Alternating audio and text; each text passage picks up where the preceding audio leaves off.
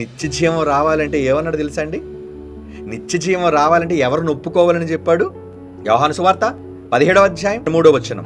అద్వితీయ సత్యదేవుడవైన నిన్ను, my lord, నువ్వు పెద్దవాడివి, అద్వితీయ సత్యదేవుడవైన నిన్నును నీవు పంపావు. అక్కడ నువ్వు రాలేదు, నువ్వు పంపావు. నీ దగ్గర నుంచి నీవు పంపిన యేసుక్రీస్తుని ఎరుగుటయే నిత్య జీవం అన్నాడు.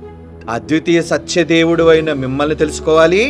మీరు పంపగా యేసు ప్రభు వారు కొడుగ్గా వచ్చారు, ఆయన మిమ్మల్ని తండ్రిగా చెప్పాడని ఈ తండ్రి కుమారుల గురించి తెలుసుకోకపోతే భూమి మీద, అదే చెప్తున్నాడు అక్కడ, ఎరుగకపోతే అద్వితీయ సత్యదేవుడు అయిన నిన్నును నీవు పంపిన యేసుక్రీస్తును తెలుసుకోవటమే నిత్యజీవం అన్నాడు. చూడండి, నిత్యజీవం రావాలంటే ఏం చేయాలి? సోదరులారా, క్రైస్తవ సోదరులారా, ఆలోచించండి.